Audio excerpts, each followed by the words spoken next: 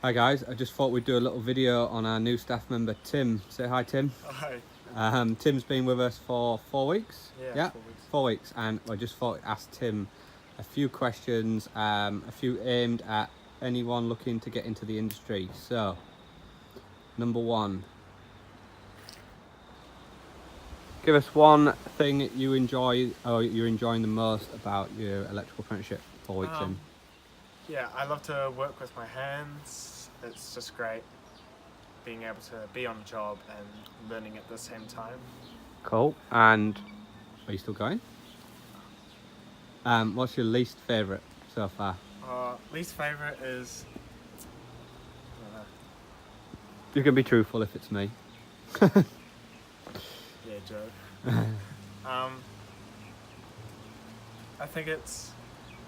Sometimes I struggle working under the pressure and just getting everything in order. But I find that when I've got down what I need to do in the process, then I'm finding it okay.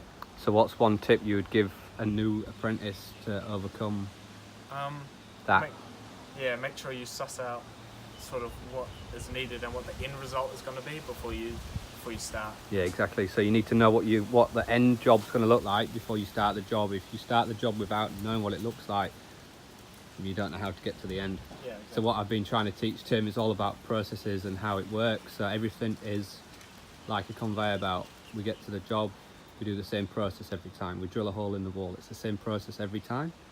And I think that's what Tim means, is probably remembering all those different processes. But he's doing good with them, and I'm quite strict, so I mean, good on him. Tell us one fun fact about you. What's your favourite sandwich? Oh, my favourite sandwich is a jam sandwich. Tim eats jam sandwiches every day. Every day. Yeah, no, seriously, tell us one fact about you, Tim. I love audio visual, and I'm super into music. Cool.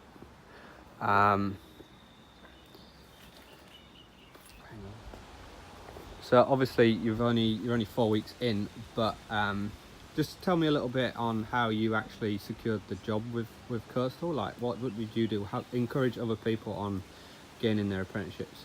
Yeah, so one of the first things I did was make sure my CV and my cover letter was up to scratch. So I made sure that they described me properly, and I got someone to look over that, just someone that knew me to check that. And then I did lots of research into businesses close to me and then all around the place, and maybe what sort of size of business I'd like to work for. And then I started contacting people. So I just made sure that I was ringing people and emailing people and checking always if there was ads, if anybody was looking, just on Trade Me Jobs and also Seek. Yeah. And that was one good thing that Tim did with me. He did work experience with me, as did a few other guys, but one thing Tim did that the other guys didn't was that he followed up with me pretty much the end of that day, and he was polite about how he did it. He wasn't pushy, but he was always hungry and looking for more work. So I think that's key. If you are looking for an apprenticeship, you know, you need to be keen, and you need to make yourself different to the rest of the crowd, because if you're not different, you won't stand out. Sorry, there's the other apprentice just up there. And one final question, because Tim's a bit nervous. What excites you most about the electrical industry? I love the way that it's going into sort of more specialised or future things. I'm really keen on like solar energy and sustainability. Yeah. So long term I'd like to work on solar panels and maybe even houses or places that are completely separated from the grid. Yeah, that's cool. And Tim also didn't mention, but he's got a bit of a passion for electric vehicles, and that's something Tim's mentioned about before in the past. Yeah. Sorry about Arthur shouting. Arthur, can you just be quiet? And also Tim is keen on the AV side of things, so we will look at seeing how we can keep progressing there. Welcome on board, Tim. It's good to have you with us. Thank you.